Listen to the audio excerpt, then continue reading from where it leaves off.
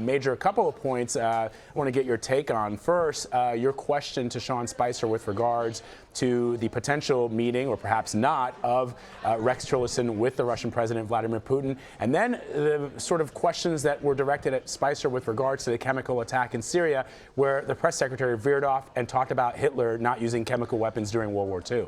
Yes, let's take that last one first, Vlad. The press secretary essentially needed to be rescued by one of the reporters here in the front row saying, do you want to clarify that? Leaving out and hanging in this press briefing room the contention, well, even Hitler didn't use gas. Well, wait a minute. Hello, what's the Holocaust? What are the implications of a systematic campaign of arresting, jailing, training, and carrying by train to concentration camps and then death camps, the use of gas to murder more than 6 million innocent civilians? So there was some clumsy effort to say there was a moral equivalency or something worse than Hitler and Assad, and Spicer, the White House press secretary, did everything he could to backpedal away from that, say, well, I meant Hitler never rained them down from the sky.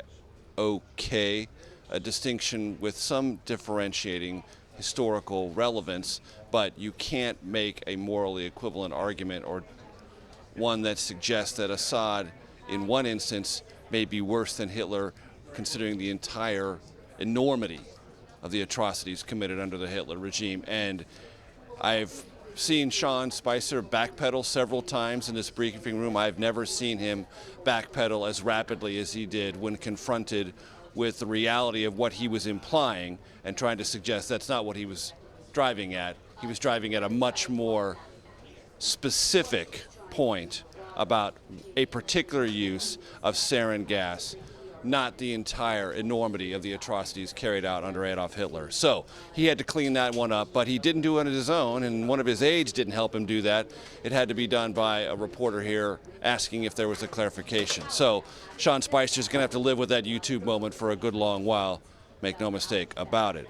Now, on this question of these statements that the U.S. government under the Trump administration has been made about what Russia ought to have known, what it should be fully and publicly concluding about the sarin gas attack in Syria, if that should be conveyed by the Secretary of State to the Russian president. It's a simple question. And if that Secretary of State, Rex Tillerson, can't meet with the Russian president because he won't see them, does the president consider that a snub? Sean Spicer didn't want to go there, only to say this can be conveyed at the foreign minister level. Sergei Lavrov is the foreign minister of Russia. But previous U.S. Secretaries of State, John Kerry, for example, met routinely, if not routinely, regularly with Vladimir Putin, the Russian president.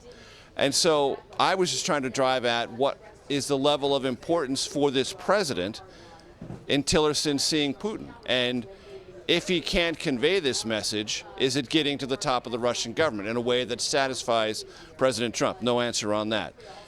The other issue that I think is extremely important brought up today is North Korea.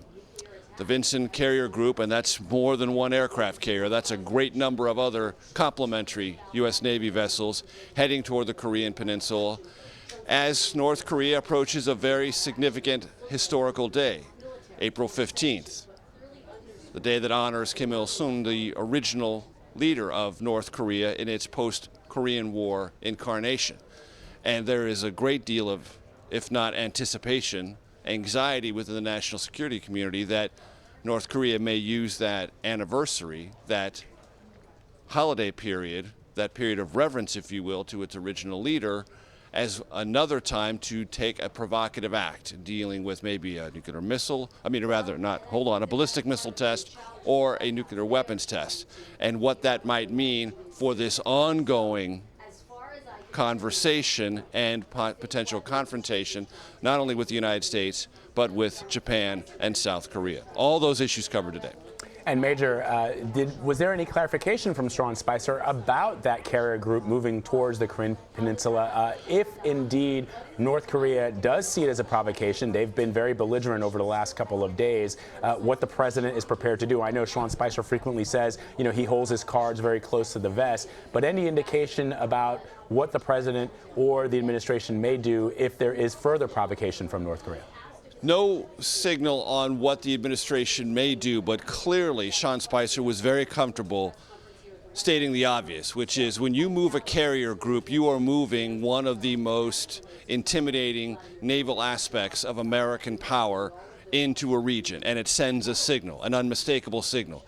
It means you are very capable of responding to something, you are very capable about projecting power if you need to, and it's something you can't miss.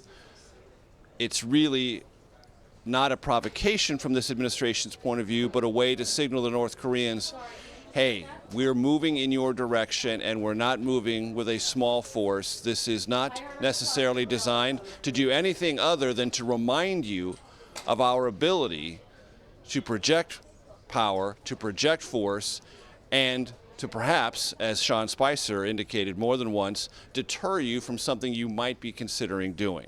So the deterrent aspect of it, I think, is very clear, or what the administration hopes will be a deterrent aspect to moving that carrier group.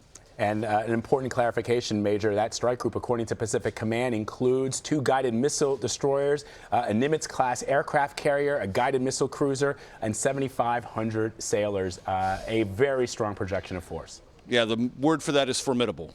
Absolutely. Major Garrett reporting to us from the White House press briefing room. As always, Major, we appreciate it. Thank you. Sure.